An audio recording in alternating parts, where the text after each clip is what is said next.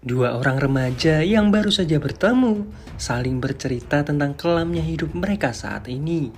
Hutang mereka menumpuk di mana-mana dan kehidupan mereka hancur lebur. Suatu hari, salah satu dari mereka punya rencana gila, yaitu menculik teman mereka sendiri. Temannya ini dirumorkan sebagai anak konglomerat. Penculikan pun dilakukan, padahal mereka tidak pernah melakukan kejahatan sebelumnya. Bisa dibilang, ini adalah rencana paling gila karena mereka ini masih amatir. Tapi anehnya, justru hal itu membuat kepolisian yang menyelidikinya jadi kesulitan dan beranggapan bahwa para penculik ini adalah kelompok berbahaya dan profesional. Tonton sampai akhir karena kalian akan melihat bagaimana dua orang penculik amatir ini berpikir keras untuk memuluskan rencananya. Dan inilah The Deal episode 1.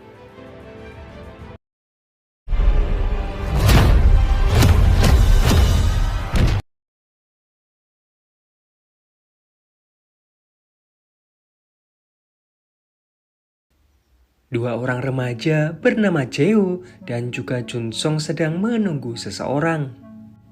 Niatnya, mereka ini akan minum-minum. Jae-ho lalu bilang bahwa temannya tidak bisa ikut, tapi ada satu temannya yang anak orang kaya akan datang ke sana.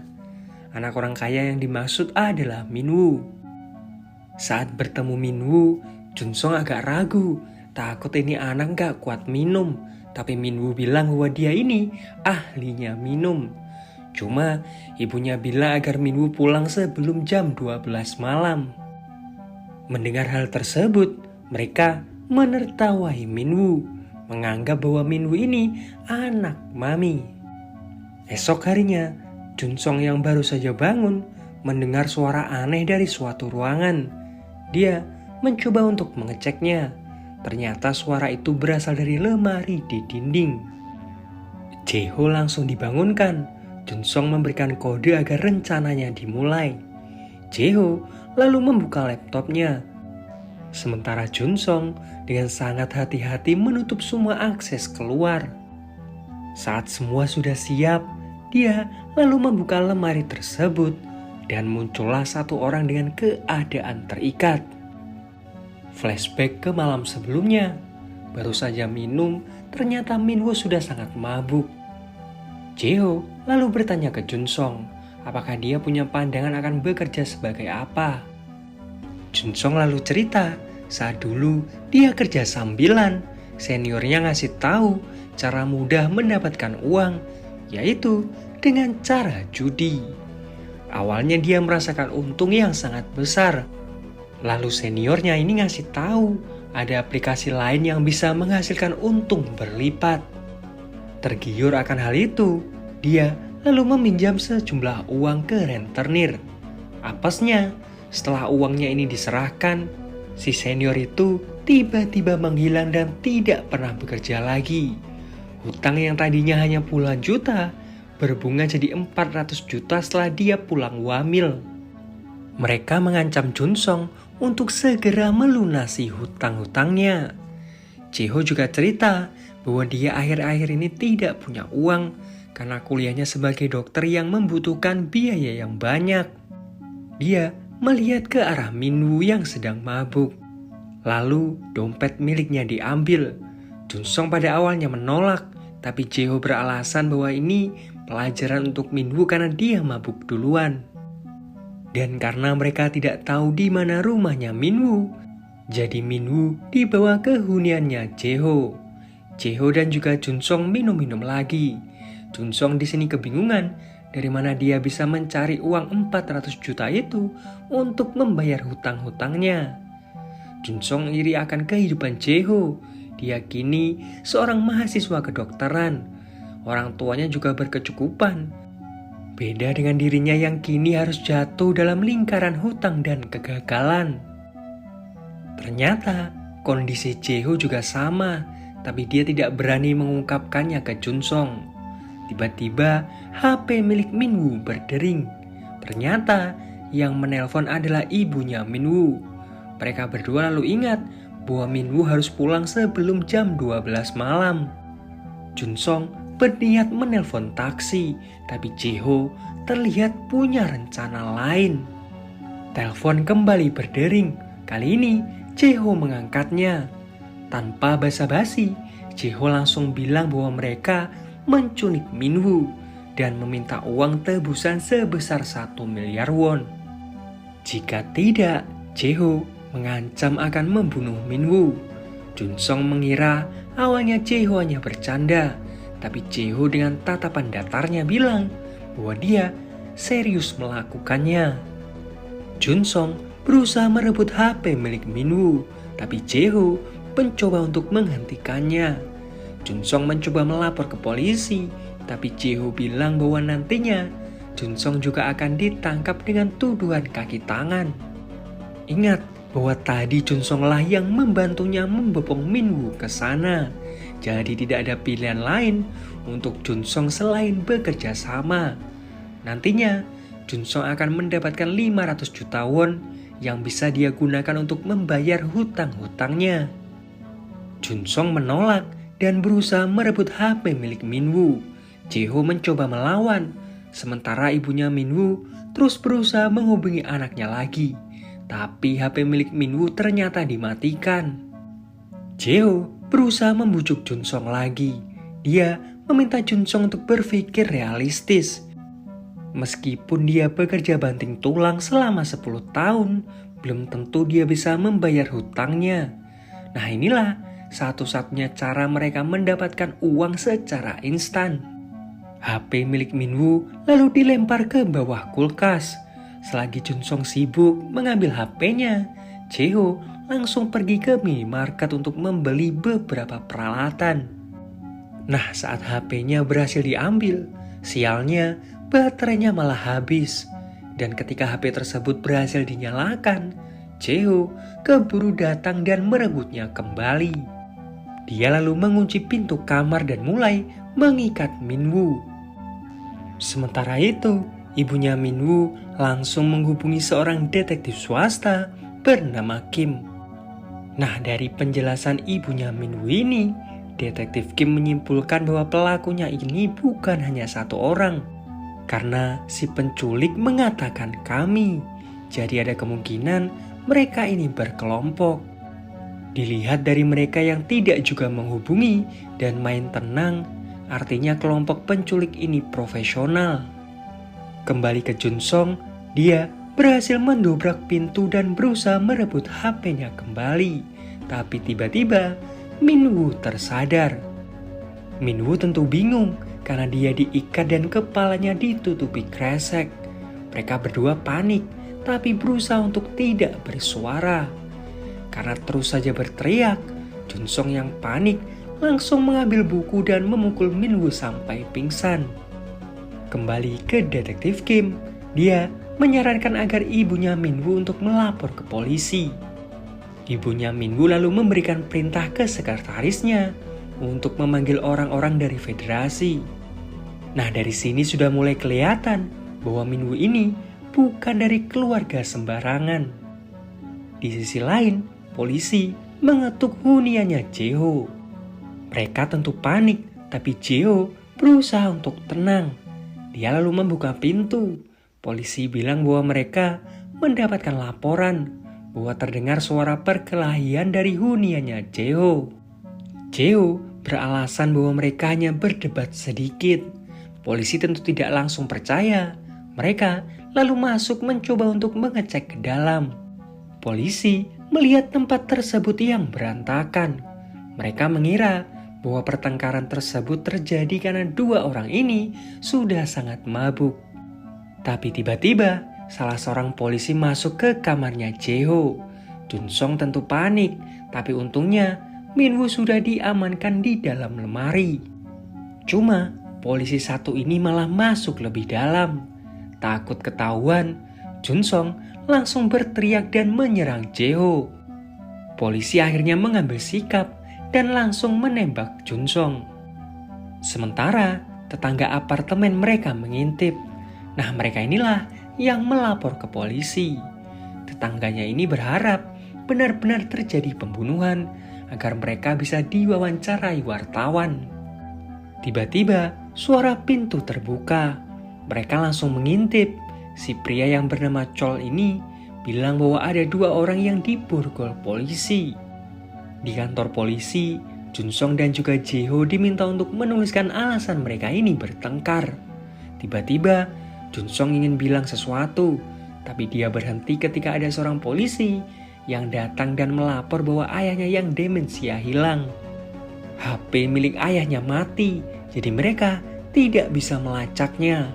Apalagi jika harus memeriksa ribuan CCTV yang ada di kota, mereka akan sangat kewalahan. Mendengar hal itu, Junsong agak sedikit tenang. Jadi penculikan ini tidak akan ketahuan secepat itu. Singkatnya, mereka berdua ini dibebaskan.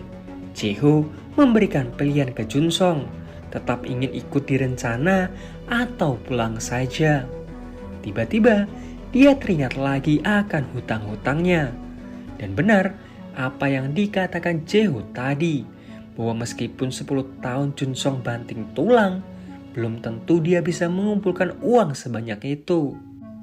Junsong mencoba bertanya sekali lagi. Begitu uangnya berhasil didapatkan, bukankah mereka akan langsung melepaskan Minwoo? Jae-ho bilang dia punya rencana untuk mendapatkan uang itu tanpa harus melukai Minwoo. Akhirnya, Junsong pun mau ikut di rencananya. Mereka berdua lalu kembali ke apartemen. Jae-ho menggunakan suara Google untuk berkomunikasi dengan Minwoo. Dengan begitu, Minwoo tidak akan tahu suara mereka. Intinya, Minwoo dikasih tahu bahwa saat ini dia diculik. Minwoo lalu berteriak. Jae-ho meminta Junsong untuk melepas sumpalan di mulutnya Minwoo. Begitu dilepas, Minwoo berteriak bahwa dia tidak akan menuruti apapun permintaannya Junsong. Junsong tentu panik. Dari mana Minwoo tahu kalau itu dirinya?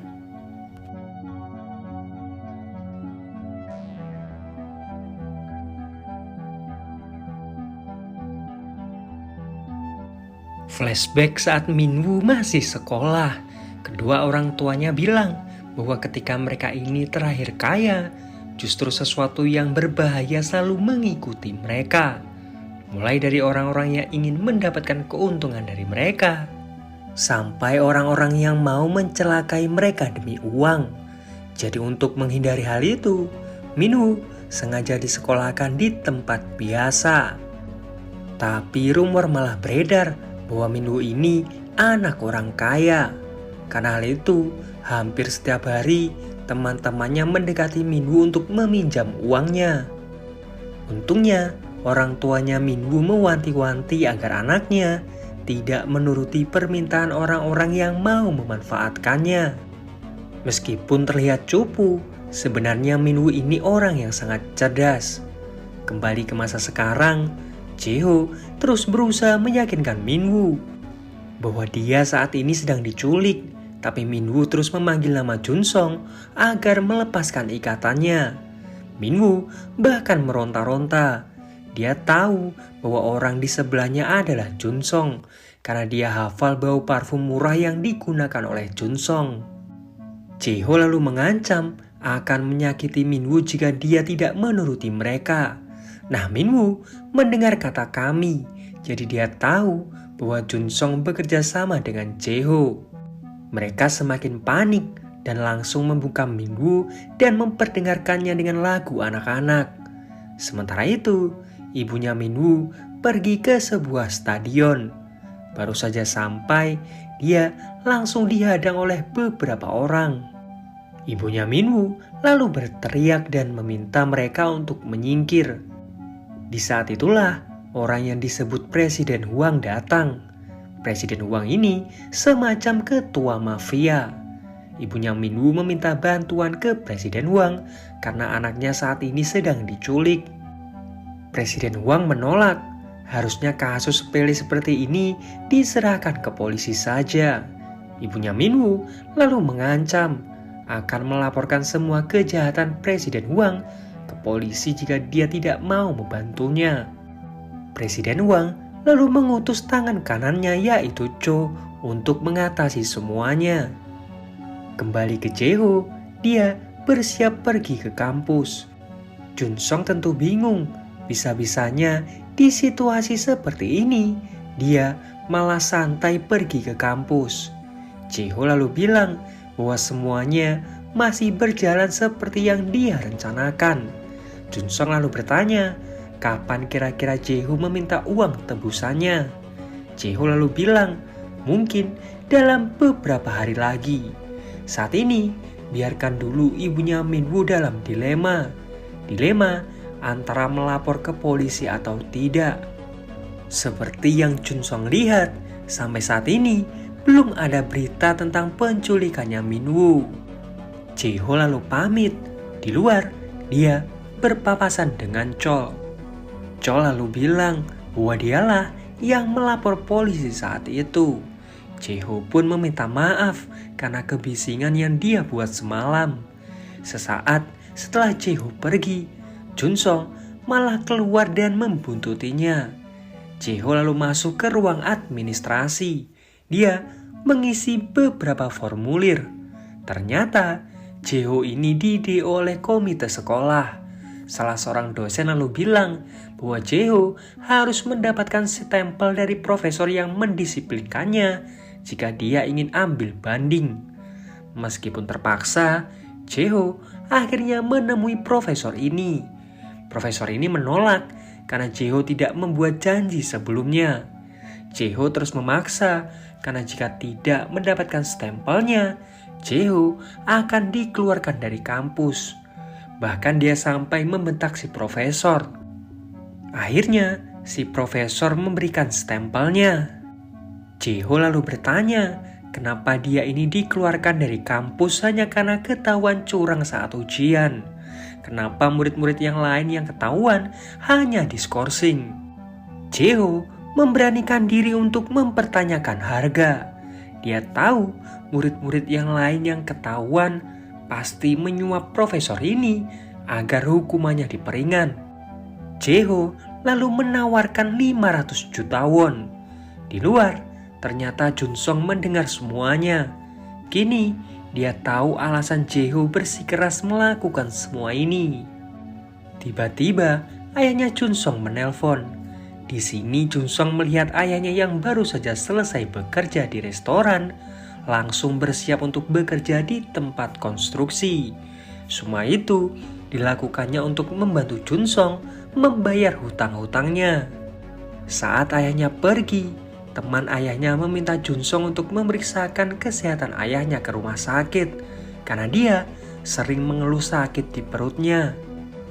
Di tempat berbeda, Cho bersama anak buahnya menemukan sedikit petunjuk tentang taksi yang ditumpangi Min-woo saat pergi keluar.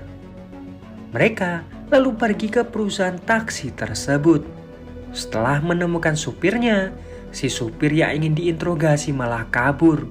Cho bergerak cepat. Dia langsung menabrak supir taksi tersebut. Ternyata supir taksi ini mengira mereka adalah rentenir yang ingin menagih hutang. Cho lalu menunjukkan fotonya Min-woo. Dia juga menawarkan sejumlah uang untuk informasi apapun yang diberikan supir taksi tersebut. Supir taksi itu hanya menurunkan Min-woo di daerah rodeo. Dan saat di mobil, Min-woo seperti sedang mengirimkan pesan. Bingung karena menemukan jalan buntu, anak buahnya Cho lalu memintanya untuk pergi ke daerah Silimdong, tempat terakhir HP-nya Min-woo aktif sebelum dimatikan. Kembali ke Min-woo, karena laptop milik Jae-ho tiba-tiba macet, lagu yang disetel untuk Min-woo pun berhenti. Kini dia bisa mendengar suara kembali. Min-woo lalu menggunakan pinggiran buku untuk merobek kresek yang menutupi wajahnya. Ternyata cara itu berhasil. Kini Min-woo bisa melihat kembali. Dia mulai meronta-ronta dan berhasil membuka sedikit lemarinya. Min-woo mencoba mengobservasi dan melihat sebuah jaket. Dia lalu ingat jaket yang digunakan oleh Jae-ho tadi malam. Kembali ke Jae-ho, dia berpapasan dengan teman-temannya yang diskorsing. Salah satu temannya lalu meminta maaf, tapi Jae-ho seakan kesal dengan permintaan maaf tersebut. Sementara itu, tetangga apartemennya Jae-ho yang bernama Suan melamar sebagai keamanan di daerah tersebut. Setelahnya, dia menemui kakaknya yang seorang polisi. Dia lalu bertanya kejadian tadi malam. Kakaknya bilang 2 orang tetangganya Suan itu berkelahi. Makanya mereka ditembak dan digiring ke kantor polisi. Suan lalu bertanya, lantas 1 orang lagi bagaimana? Kakaknya ini bingung karena di sana cuma ada 2 orang. Lah setahu Suan, kemarin malam yang masuk ke apartemen itu ada 3 orang. Suan yang penasaran ingin memeriksa CCTV. Sementara itu, Jae-ho yang baru saja pulang langsung pergi ke telepon umum. Dia berusaha menghubungi ibunya Min-woo. Nah, ibunya Min-woo ingat perkataan detektif Kim waktu itu, bahwa cepat atau lambat kelompok penculik ini akan menelpon dengan nomor tidak dikenal. Yang harus dilakukan ibunya Min-woo adalah tenang dan tidak boleh panik. Di waktu yang sama, Jun-sung yang baru saja kembali mencoba mengecek kamarnya Jae-ho. Tapi dia tiba-tiba sadar bahwa laptop milik Jae-ho ternyata macet. Dari balik lemari terdengar suara erangan kesakitan dari Min-woo. Kembali ke Jae-ho, dia mengancam agar ibunya Min-woo tidak melapor ke polisi. Dia juga meminta uang 1 miliar itu disiapkan besok dalam bentuk cash. Ibunya Min-woo mencoba untuk mengulur waktu.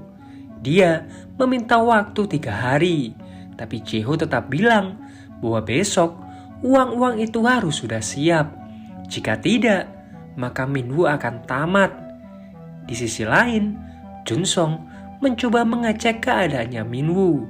Dia lalu mendengar suara Min-woo meminta tolong. Jun-sung mencoba bertanya lewat suara Google, tapi tiba-tiba Min-woo kejang-kejang. Jun-sung bingung, mencoba menghubungi Jae-ho, tapi HP-nya tidak aktif. Di luar, Suan berpapasan dengan Jae-ho. Dia penasaran kenapa Jae-ho berlari setelah menerima telepon. Jae-ho lalu datang. Jun-sung hanya menunduk seakan sudah melakukan kesalahan. Jae-ho pun masuk ke kamarnya. Ternyata penutup wajahnya Min-woo sudah terbuka. Dan kini identitas mereka sudah ketahuan. Dan film pun bersambung. Nah, itu tadi alur cerita drama The Deal. Kelihatannya akan sangat seru untuk diikuti. Bagaimana 2 orang amatir ini melancarkan aksinya. Orang-orang berpikir mereka ini profesional dari cara mereka melakukan aksinya. Padahal setiap rencana yang mereka buat selalu berujung kegagalan. Cuma disitulah keseruannya.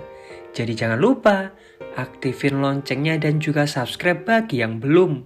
Biar kalian gak ketinggalan kalau aku upload episode selanjutnya. Dan Dajum.